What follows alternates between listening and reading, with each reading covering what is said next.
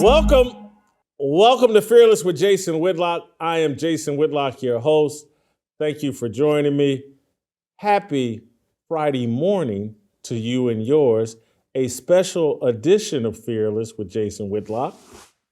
We got a little double trouble for you today. We're going to do two shows today. I've got a great show that I want to unpack for you this morning. And then later today, I have an awesome interview with Sarah Maccabee and Nick Searcy that I'm going to unpack for you in the evening. So sit back, relax. I'm going to start your Friday morning off with an awesome Firestarter.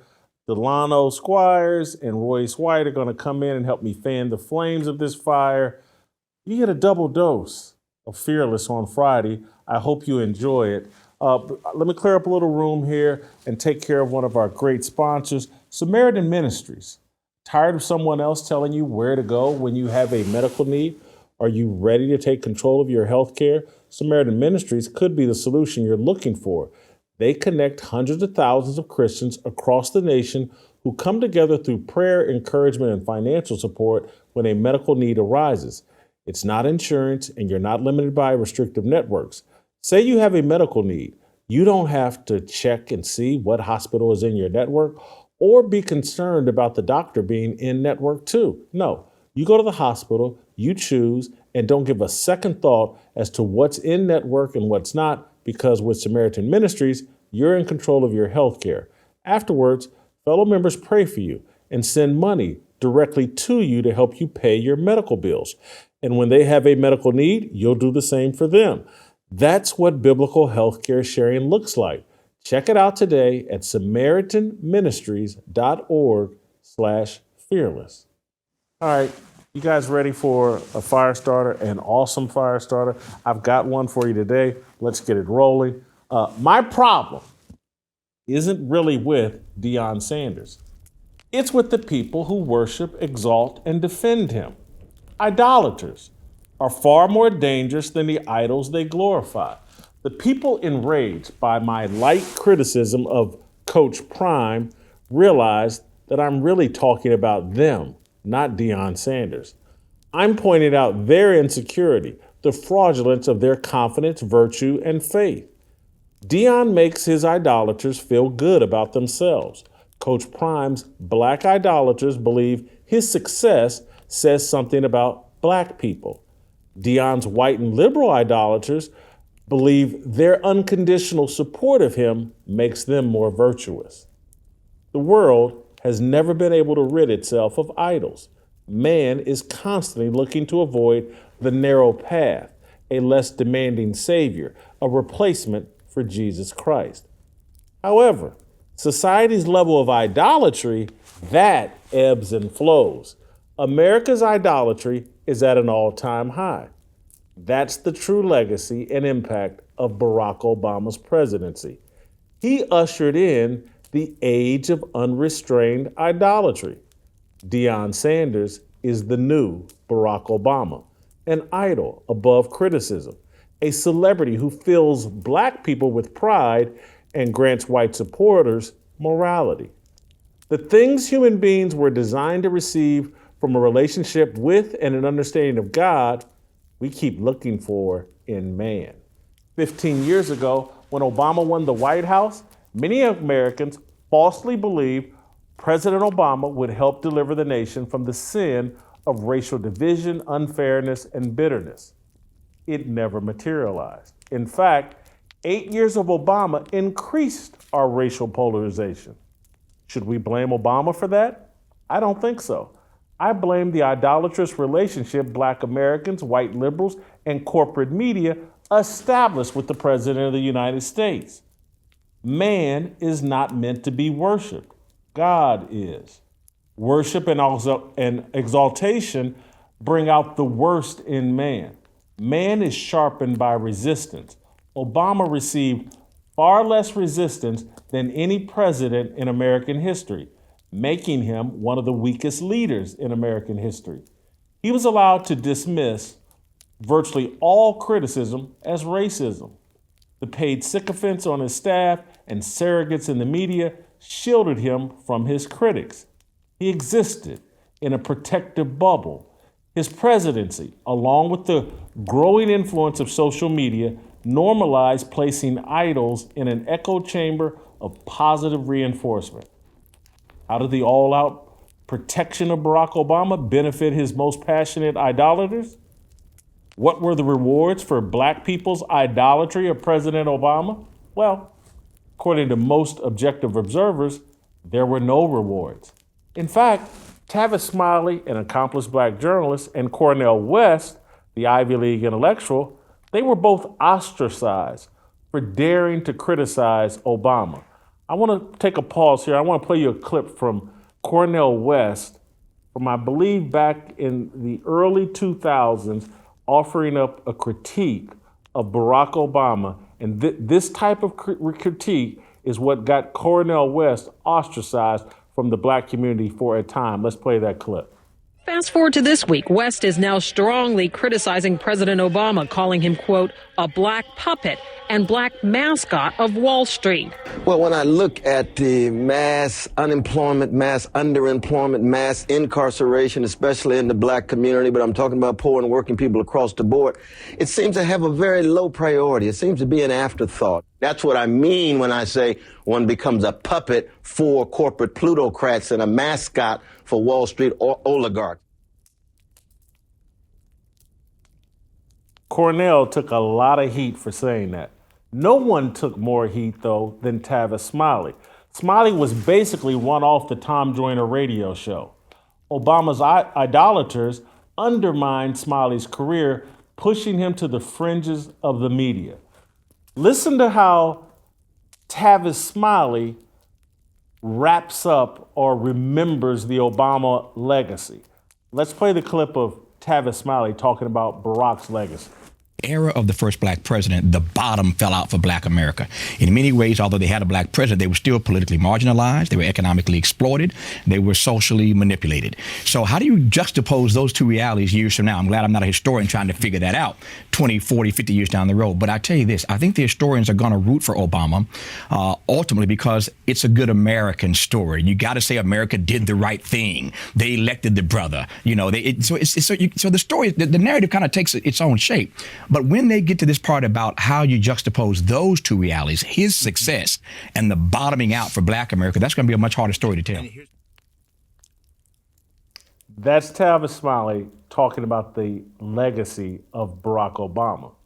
Absent any resistance, Obama was free to build his legacy as the ultimate freedom fighter for lesbians, gays, transgenders, and queers. Newsweek magazine held Obama as the first gay president. Idolatry is the devil's most effective tool. It blinds believers to truth and allows man to give into his own worst instincts. That's what I'm afraid we're going to witness from Deion Sanders at Colorado. He's been placed in a corrosive, protective bubble of idolatry. He's worshiped, exalted, and defended the way we're supposed to worship, exalt, and defend Jesus. No man can handle that. Deion will be destroyed, and no one will benefit. It's strange and sad how little we learn from the Obama presidency. We've yet to reckon with the idolatry his 8 years in office spawned. Before the age of Obama, as a columnist working in Kansas City and writing for ESPN and Fox Sports, I was celebrated for my willingness to criticize idols and sacred cows.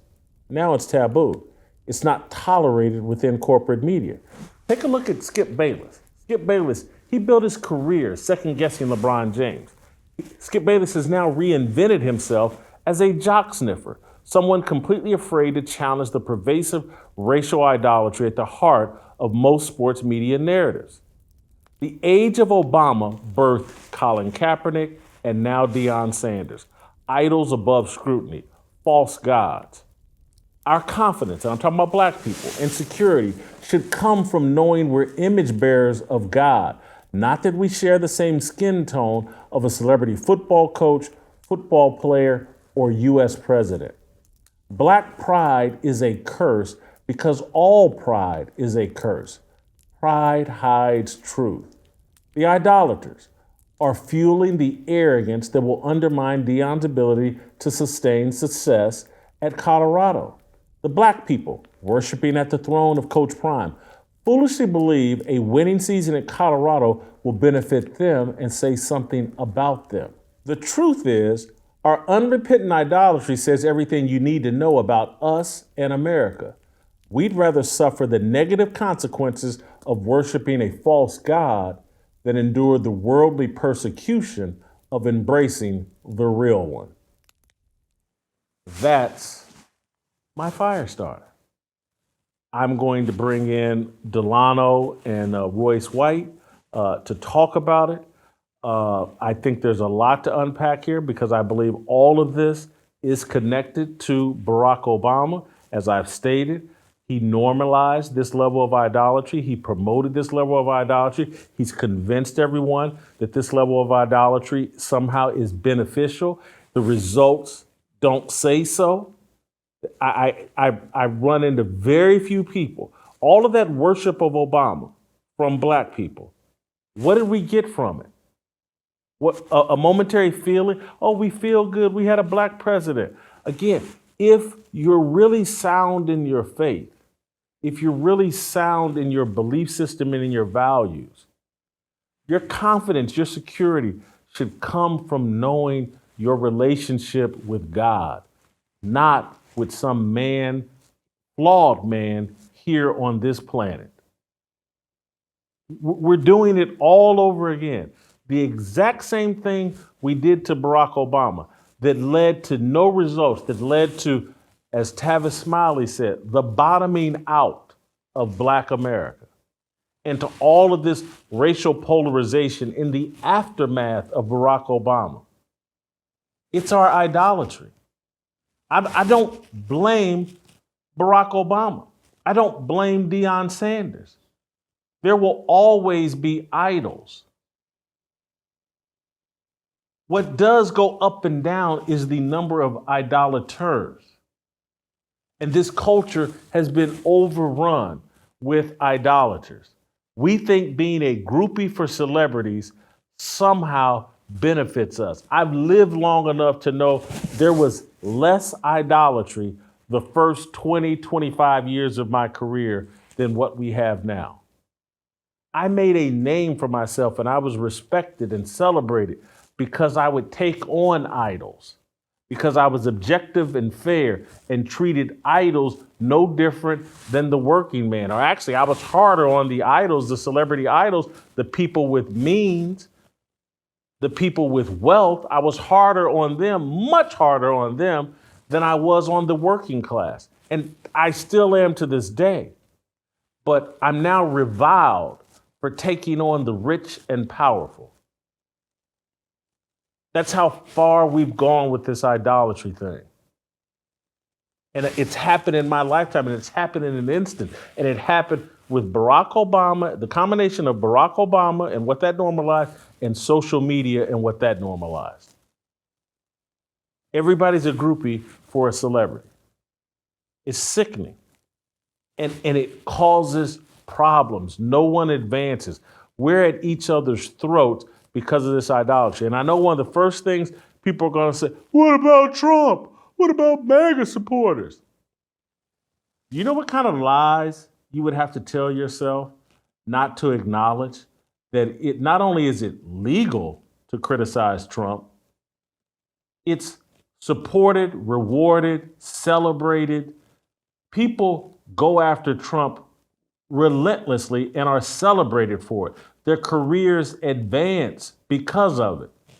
Tavis Smiley criticized Obama and his career went into the toilet as a message to everybody else in the media. You go after Obama, your career will go into the toilet, and the only place you can exist is on Fox News. You got people launching careers and being celebrated. Jemele Hill puts out a single tweet calling Trump a white supremacist, and now everybody believes she's some sort of journalist and some sort of great journalist and someone we should listen to. So don't tell me about MAGA supporters and how they worship Trump.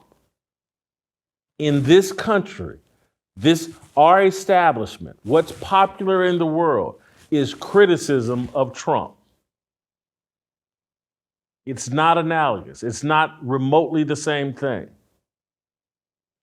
Anyway, we'll go to Delano first, and then we'll bring in Royce White. Before we do, I want to talk to you guys about our great friends at Nugenics, a product I've been using and getting results from. If you're tired of losing your testosterone and all the negative effects of losing your testosterone, Nugenics Total T is offering a complimentary bottle when you text 231231 and enter the keyword fearless. If you want to get back in shape, if you want more of the man hormone, if you want that fire back and you want the energy back from your youth, Nugenics is the way to go. Nugenics is one of the best ways to boost your testosterone of any product out there. It's probably the best way. I've been using it as I've been fighting the battle of the bulge and getting back in shape and re-energizing myself. You can get Nugenics Total T Testosterone Booster with Testofen. It will help you turn back the clock and re-energize your life. Every guy needs to do this. All you have to do is text 231231 and enter the keyword fearless. This is an unprecedented formula with science-backed key ingredients to safely maximize your free and total testosterone levels, help you increase muscle mass, and skyrocket your performance. All you have to do, 231231, keyword fearless. 231231, keyword fearless. Texting enrolls you into a reoccurring automated text messages. Consent not required to purchase. Message and data rates may apply. The #1 doctor recommended brand by primary care physicians based on an independent survey conducted by IQVIA 2022. Delano Squires, next. It's my obligation, no hate, discrimination, raising up your hands for freedom.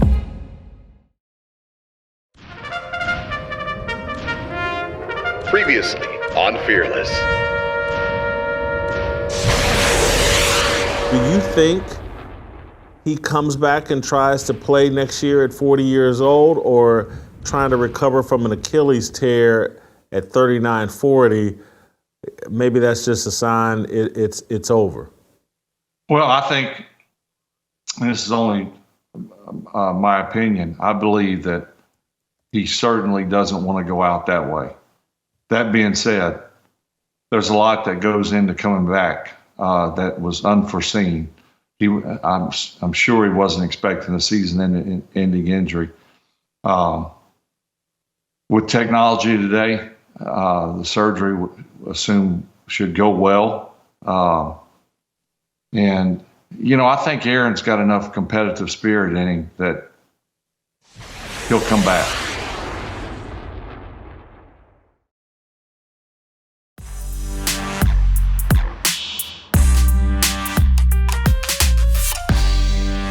All right, welcome back. I think Delano's in Atlanta. Let's roll out to Atlanta and bring in Delano Squires, get a little smarter. Delano, what do you think of my analogy of Deion Sanders to Barack Obama? When I first heard it, I thought, okay, how's he going to make this connection? But honestly, I agree with you 100%. And I was telling somebody, actually in the barbershop last week, that there's a spirit of touch not the Lord's anointed on Deion Sanders that many of his supporters seem to be living by. It's the same way in a lot of churches, particularly prosperity churches. Any criticism of the pastor is seen as like attacking God's man, which is in itself an attack on God. And that's how I feel a lot of people are responding to even the lightest criticisms of Deion Sanders. It's as if you're trying to tear down God's man, and that for a lot of people is a very, very serious offense. So I think, you made the argument, and in many respects, I agree with it in terms of how I feel people are putting him up on a pedestal and treating him like an idol. And so the second part of my argument that I think will probably be misconstrued or missed is that my issue, the deeper I get into the conversation, isn't really with Deion, because Deion, his athletic success made him an idol. And you know, what am I going to tell him? Not to have that athletic success? No, he had that athletic success, made a lot of money off of it. And idols are going to be in society. It's unfortunate, but that's just the reality. I do think the level of idolatry ebbs and flows. And so my real problem isn't with the idol, it's with the number of idolaters who run to protect the idol, because I've lived in a time when there was less protection of idols, and that's where I think the Obama presidency normalized and convinced people of the value of idolatry. So you're right. Some people may miss that. I can tell you, Jason, as you said, I'm in Atlanta for the G3 conference down here with Virgil, and I saw Chalk Knox earlier. And I lied to you not. I saw a guy who was a fan of the show. He came up to me, he said, "Man, Jason is killing Deion Sanders, man. You got to tell him to lay off." And I said, we had a little, light banter back and forth. But to your point, I don't think, as you said, Deion is the main problem here. It is the way the culture, quote unquote, is sort of surrounding him and treating legitimate critique of him as some sort of capital offense. And particularly when you incorporate the issue of race into it, I think what separates, Deion and Obama from other Black athletes is the sense that their accomplishments are mean more to us, quote unquote, than the accomplishment itself, right? Obama's election wasn't just another Black politician getting elected. There's plenty of people in the Congressional Black Caucus for that. It's him in the presidency is a victory for all Black folks. And I think that's the way Deion is being treated right now at Colorado. But here's the problem. And I think this, to the extent that I have criticized him, it was after the first game. It's that when people understand that they have that protection that comes with the complexion, they will deploy that strategically when it benefits them. So when he says, "Oh, you didn't, people don't like to see a confident Black man," and it's like, what is it? I'm like, Deion, you're beloved. I overheard two guys at lunch today at a different table, two white men, one a little older, mid-60s, the other looking in his 40s. And they both said, "Man, I love it. I love it. He's great for the game. Like, people are tuning in and they're interested." So sometimes Black folk, particularly in these positions, will use that to their advantage. And going back to Obama, and he didn't do it as much, but I cannot tell you how many Black politicians I've seen who take any criticism of them, regardless of how legitimate, as like Lori Lightfoot, I only get criticized because I'm Black, female, and lesbian. I'm like, no, that's not the reason. So it conditions a sense of weakness in Black leaders that encourages them to evade the responsibility that they sign up for when they seek these positions of leadership. Tavis Smiley, in particular, basically got canceled for criticizing Obama. And this is early on. I mean, he got put out the barbecue and out the cookout early on. And I thought that was a signal to everybody else, particularly in the Black media. We're not allowed to question Obama. We're not allowed to question the president. And we're wondering why he's going to go down in history as the first gay president rather than as the first Black president. We didn't hold him accountable. We didn't put any demands on him. Yeah, I mean, Jason, I would be surprised if listeners under the age of 30 even know who Tavis Smiley is. Because Tavis Smiley, I mean, he wrote at least one book that I know, The State of Black America, but he used to have, at least for some period of time, conferences on the state of Black America, which is probably the last time I could think of in recent history, where you had, an array of Black folk with different perspectives, most of them still center left, but they would come and talk about issues around health and education and economics. But to your point, once he criticized Barack Obama, and him and Cornel West together, when they were sort of critiquing Obama and what he either was or was not doing to the Black community, they were cast out, more so Smiley than West, because West has a separate career as a public intellectual. But I have not seen Tavis Smiley, I mean, aside from a few times on the show, and then he got crossways with the Me Too stuff.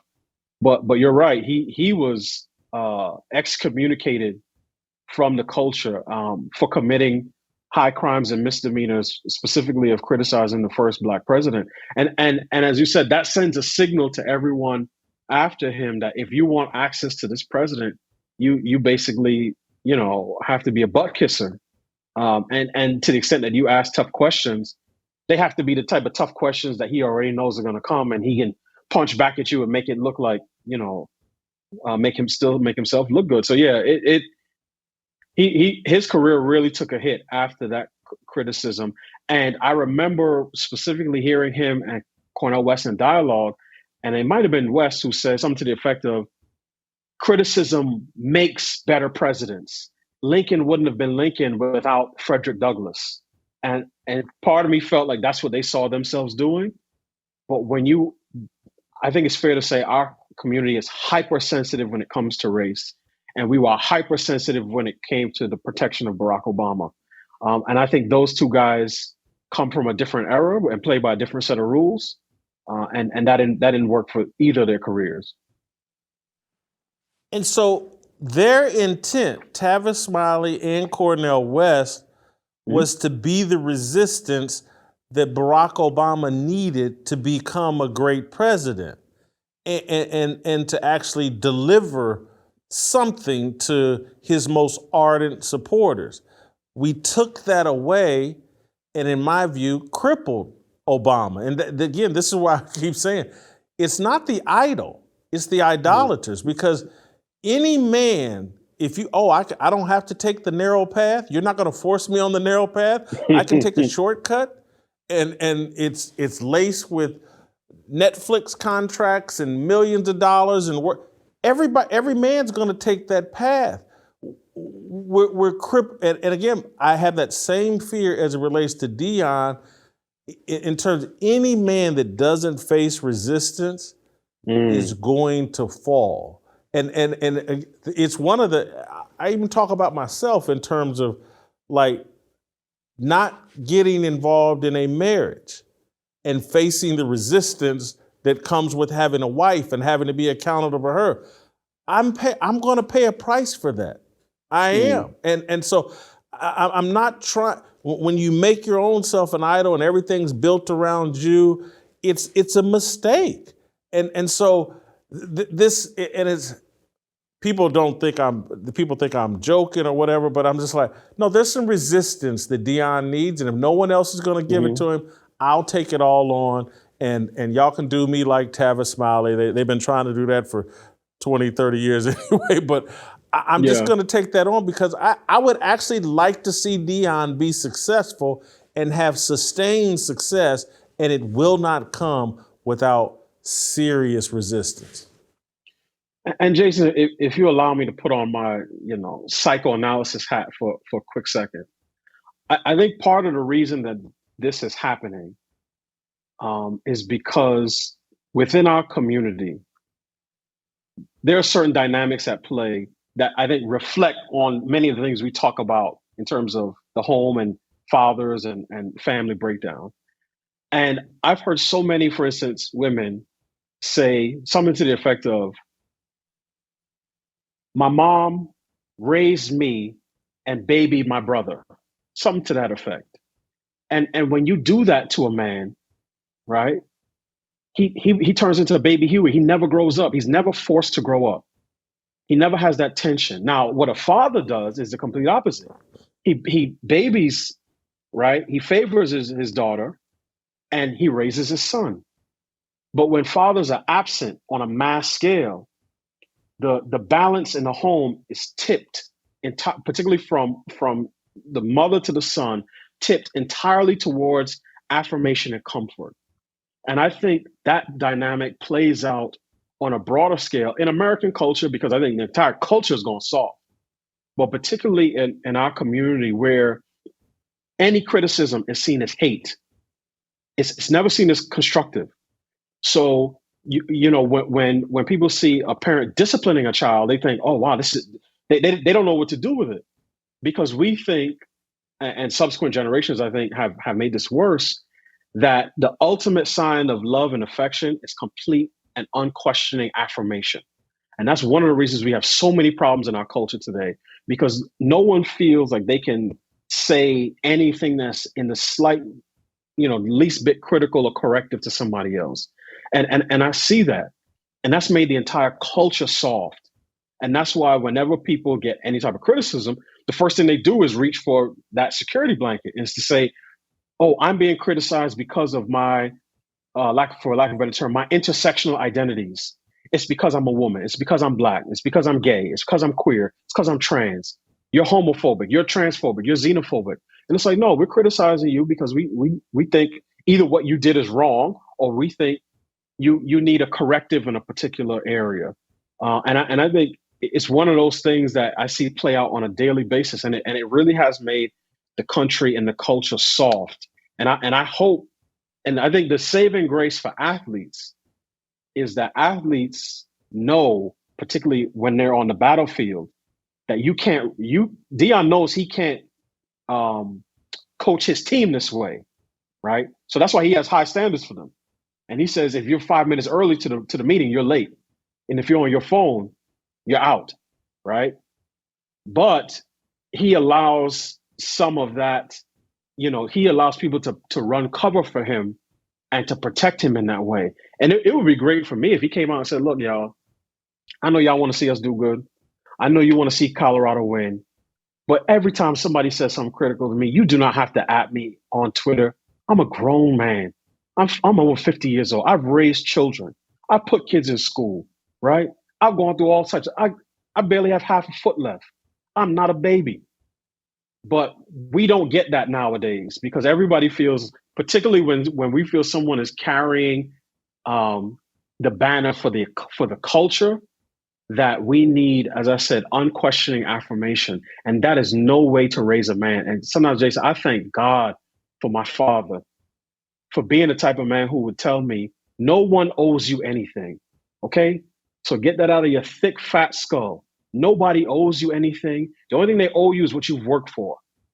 And life is not fair. Those two things alone have helped keep me on the straight and narrow path. But what I see more and more today is people's inability to distinguish between right and wrong, and their sense that any type of criticism, regardless of how light, is hating or motivated by some type of, in this case, anti-Black bias. Finally, you're at G3 Ministries, you're at Perfect Place, but this is a byproduct of a society that goes more and more secular, and less people get their self-confidence and security from their relationship and attachment to God, and instead get their security and affirmation and confidence from a relationship, a pretend relationship with people that wouldn't pee on them but they were on fire, like a Deion Sanders. And again, I'm not saying Deion has animus or anything towards him, but again, when your self-confidence is coming from, oh, Deion, and we got the same skin color, and look what he's doing, instead of, no, my confidence comes from, I'm a child of God. What higher level is that? Deion and his success or whatever, that again, just like Deion said, that's his blessings, not yours. Right, not yours. I see it all as it's just a very secular worldview, and we've talked about it on this show many times. People are going to worship something. Yes. And I'm trying to shake people up and say, don't worship Deion, worship God. And wake yourself up. That's what you're doing. You're worshiping these false gods. Worship God, but and it's just how I ended the deal. There's a level of persecution that comes along with standing on God and standing on biblical values. That level of persecution doesn't go along with it. That doesn't go along with worshiping Deion. People are taking the easy road. Yeah, absolutely. And it's not just Deion. I think any type of worship of man, right? Whether it's Deion, Jordan, Obama, Biden, Trump, it doesn't matter. Is sin, is idolatry. And even the guy who I talked to, at the conference, he said, watch, especially because Deion talks about God often, and when he's just being himself. He said, watch, the LGBT movement is going to come after him, right? And I said, they might, but I say he's going to fold 100% because I see where and how he's being discipled. That's why he had the P Valley people down. Didn't you see him? Thank you. Thank you. He was in Jackson State inviting the dudes from P Valley to campus. They're not coming after him. He's got all the rappers coming to his place, and they're as LGBTQ adjacent as anybody. They celebrating Deion. But this is an interesting dynamic because Deion is also a type of person. Again, I may not agree with his doctrine, but he does talk about God, and he does talk about his role in shaping young men. And I saw a video the other day where he said, I want these guys to be fathers, not baby daddies. And I said, yes. Now, I would have preferred him to say husbands and fathers, but I understand maybe his personal situation would prevent him from doing that. But I think what ends up happening is because he is willing to play ball in that area in the culture, he is able to say certain things that you and I may agree with that would be a lot harder for you and I to say if that was our lead punch. Because he sort of, he gives his little tithe and says, look, I'll indulge you all in this particular area. But by doing that, that allows him to say a lot of other things in the culture that I think are helpful. But yeah, the idolatry is a problem. But I think, Jason, the other problem, and this is biblical as well, is that there are very few people in the culture, commentators, pundits, or whatever, who, using biblical language, assess situations in an impartial manner. You talked about Deion the other day, and Coach K, he's privileged. I cannot imagine the reaction in the culture if Nick Saban's kids were big talkers, riding around in Rolls Royces, Ferraris, Maybachs, flaunting their wealth in the faces of low-income Black kids from the South, right? And they're talking the talk and all the swagger and putting it in their face. I mean, it would be, these guys are privileged, white privilege, economic privilege. It would be similar to how people talked about the Duke lacrosse guys after they got into their, that situation with the woman in North Carolina. But because it's Deion, and because in the culture's mind, whiteness, it's a privilege to be white.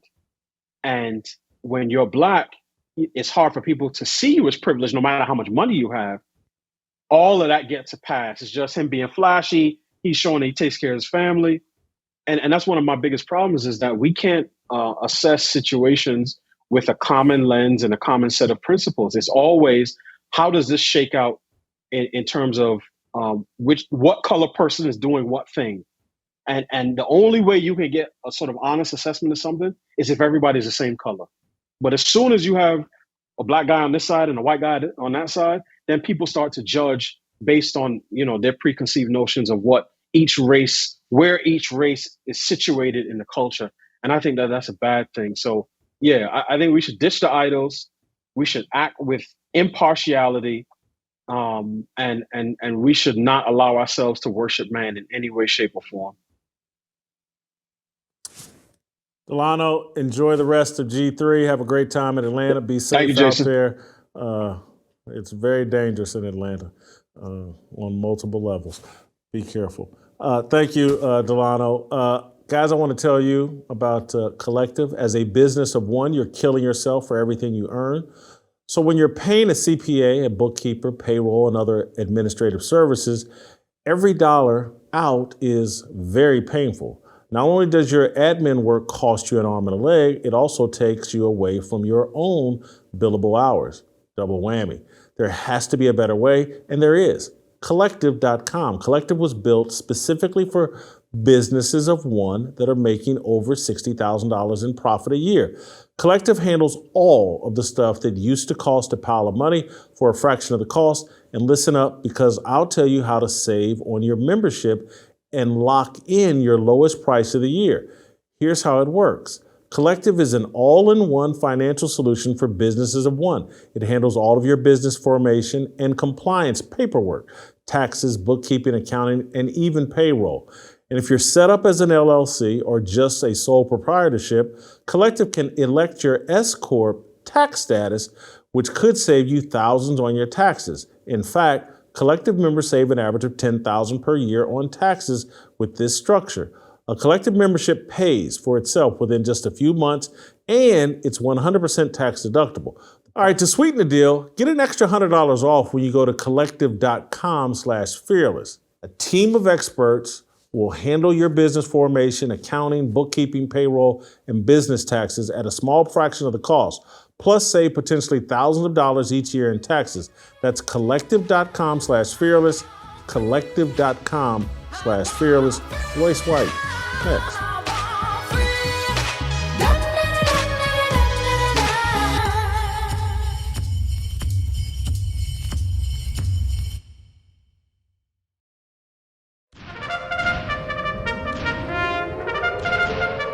Previously on Fearless. What is his gripe? Please, I don't think he has a gripe. I don't think he has a gripe. I think he's trying to send a message to his team. I'm going to be in this fight with you. So if I go through is this Jay Norvell's first year at Colorado State?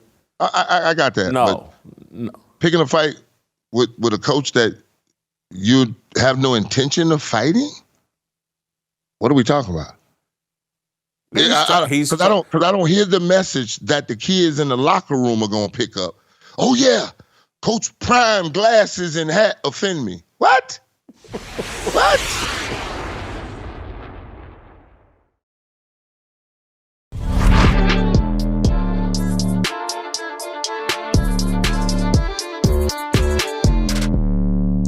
All right, welcome back.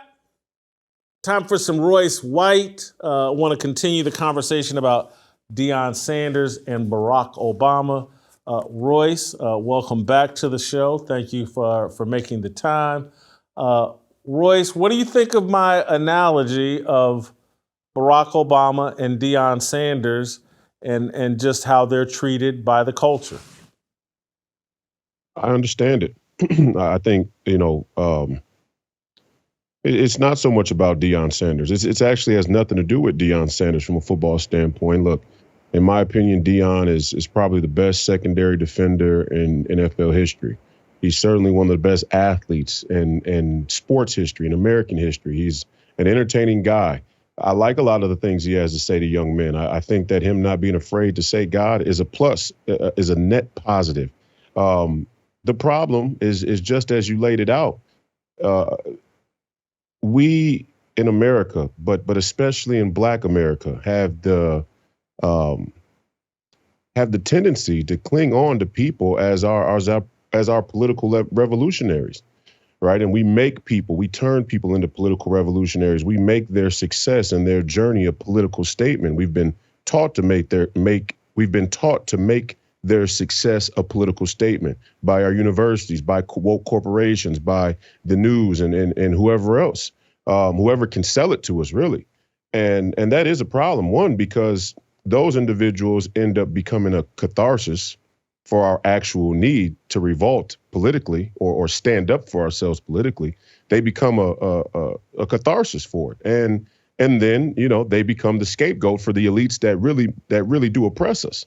And that's what Deion Sanders is becoming right now. The difference, I'll say, in all fairness, between Deion Sanders and Barack Obama is that it would not shock me if Deion Sanders was completely unaware of the broader cultural and political impact of his position and his current role in this narrative. Barack Obama knew full well what his role in the narrative was.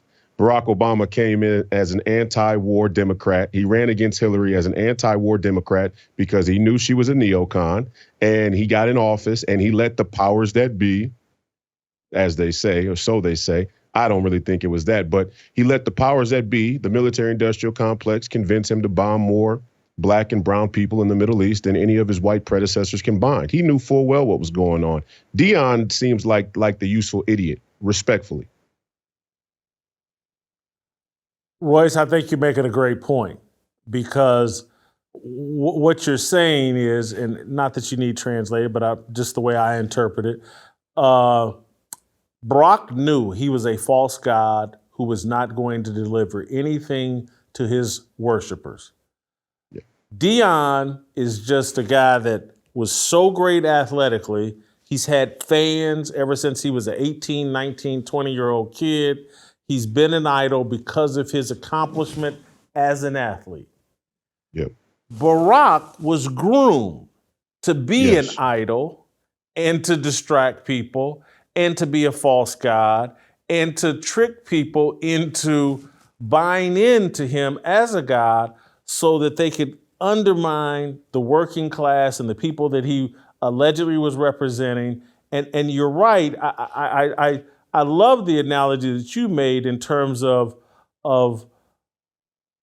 Deion and the people buying Deion and Barack as like, oh boy, if Barack is successful, man, it's going to be great for black folks. And if Deion wins a bunch of games at Colorado, it's going to open all kinds of doors for black people. That's all. We have one Savior. His name is Jesus Christ. We need to be looking for salvation there. Yes. And then we need to look at ourselves for any other salvation we're looking for. And it's not going to be some puppet president, and it's not going to be some football coach. We have to, if we want things to change for the better, we have to really get involved instead of falling for the bread and circus and the okey doke and the 3-card monte. Absolutely. Yes. 100%. Look, and I'll say this to take it a step beyond when it comes to Deion Sanders. It's not that we don't crave leadership. It's not wrong that people crave leadership, especially in today's culture, in today's pop culture, political culture, any culture, in today's global culture. It's not that we aren't deprived of adequate leadership. We have a crisis of leadership.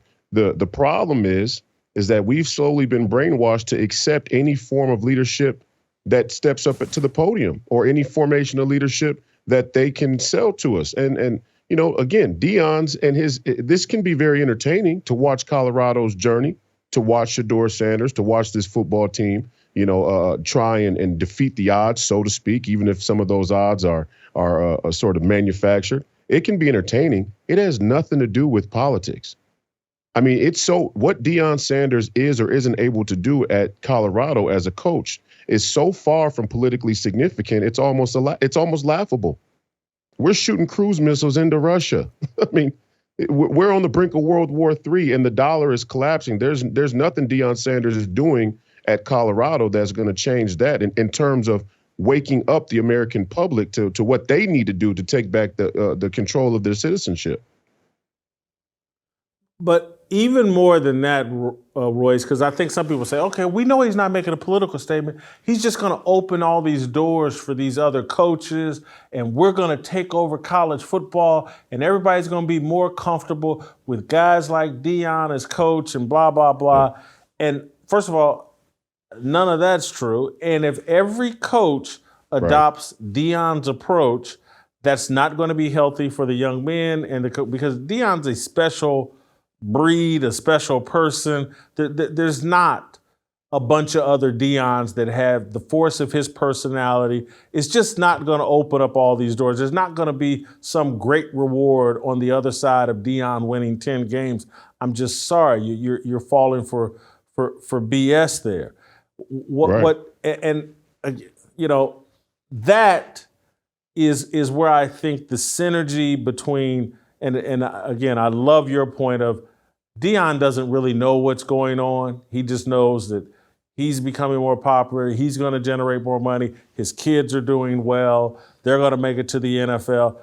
That's the level of his concern. When I look at Barack Obama and the idolatry that crippled him, and when I think about your point about it's not wrong for men and women to crave leadership, what happens with idolatry, and it's not that I agree with Tavis Smiley, because he's a leftist and all that, but Tavis Smiley was a sincere leader and person. And actually, I think his tactics and beliefs were wrong, but I actually think he wanted to lead Black people somewhere in his mind to a more positive space. And what the media does is they eliminate those people, marginalize, diminish, assassinate their character, and leave a Barack Obama standing, the fraud, and push everybody, worship him, don't follow his leadership, not a Tavis Smiley, not a Royce White, not a Ben Carson, not a Clarence Thomas, none of these other people. Obama.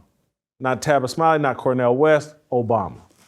Yeah, no doubt. Look, I say the sports piece only, but look, it makes sense that Deion Sanders would continue on the path that he was groomed for. I mean, he was groomed to accept a growth of celebrity, almost in a natural way.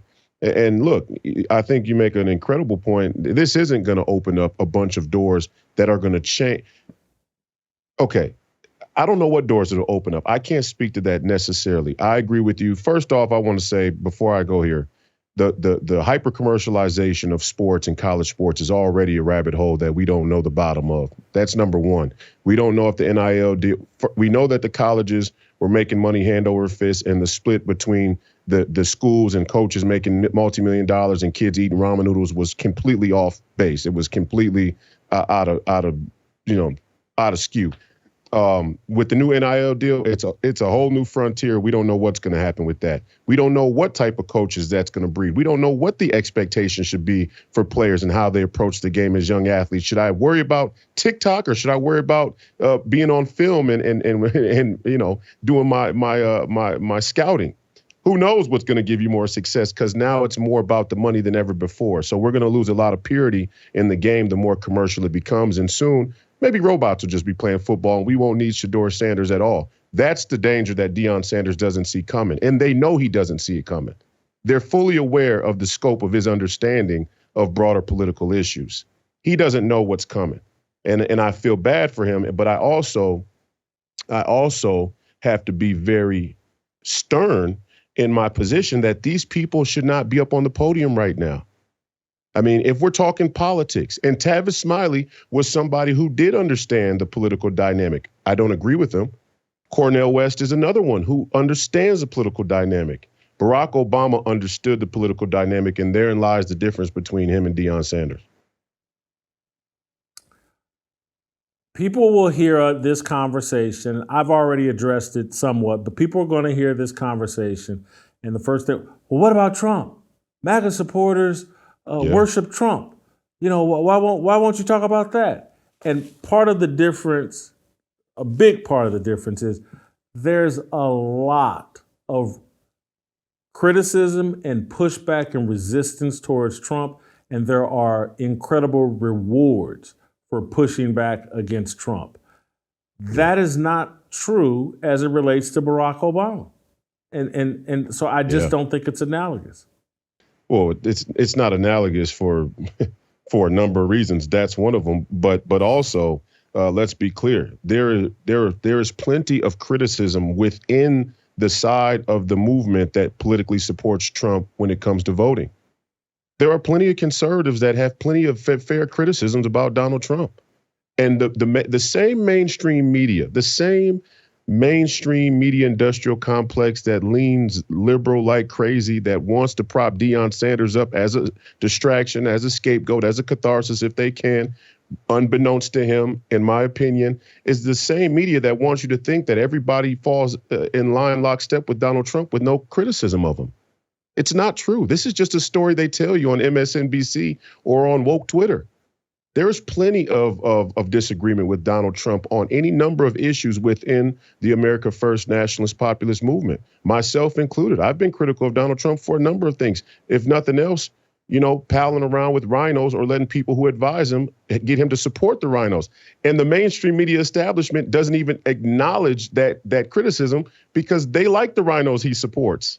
They're all the same people, right? So, this is the real three-card Monty, is the control over the narrative, who they allow to talk, who they don't, just like the great Russell Brand as of the last couple of weeks. Well, on this show, and I've had people like, Whitlock, you cape up for Trump. I'm like, well, hold on, man. TJ Moe comes on this show. He's a critic of Donald Trump. He supports Ron DeSantis. Delano comes on this show, critic of Donald Trump, supports Ron DeSantis. On Steve Deace has basically thrown all his chips in on Ron DeSantis on his show. There are, yesterday or the day before, sometime this week, I started talking about, like, hey man, me and you had the conversation yesterday. But I'm like, hey, I'm on Trump on this transgender stuff, on is he getting weak on the abortion stuff? He's upset with Megyn Kelly because she asked him a few tough questions. There is a big potpourri perspective on Donald Trump. And so that is not tolerated as it relates to Barack Obama. And again, to me, it cripples their ability to be strong leaders. That's why Obama was so weak. When there is no real resistance, you can write off any criticism as racism, and you're in a little bubble, echo chamber where no one questions anything. It makes you weak. And again, I want to avoid that for Deion Sanders. This little 2-3 game stretch he's had where everybody's now anointed him as Shaquille O'Neal calling him the best coach in college football. None of that does not help Deion Sanders. Yeah. Throwing flowers and all that, it does not help. And we love to give everybody flowers. Flowers is, it's gay, and but it doesn't create strong men. Resistance does. Royce, I'll give you the final say, and then we got to get out of here.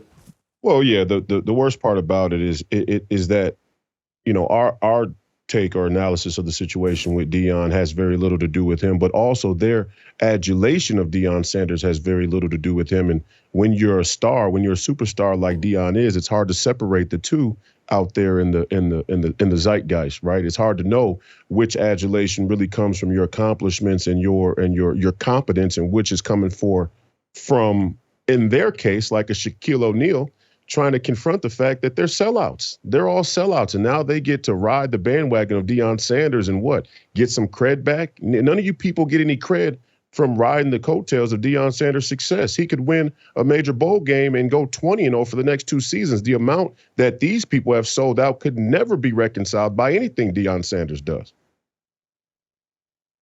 That's a Shaquille O'Neal shot. Heard loud and clear. Prince Hall, Prince Hall Mason, Shaquille O'Neal, Mr. Prince Hall, Mr. Wear the Apron. All right, I'm out. Thank you, Royce. Great job. That's tomorrow. You know what that means?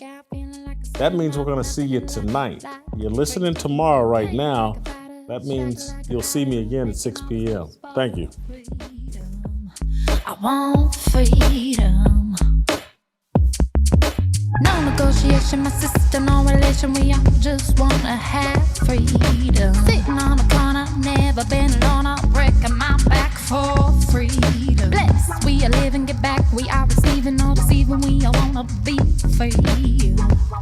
We want freedom.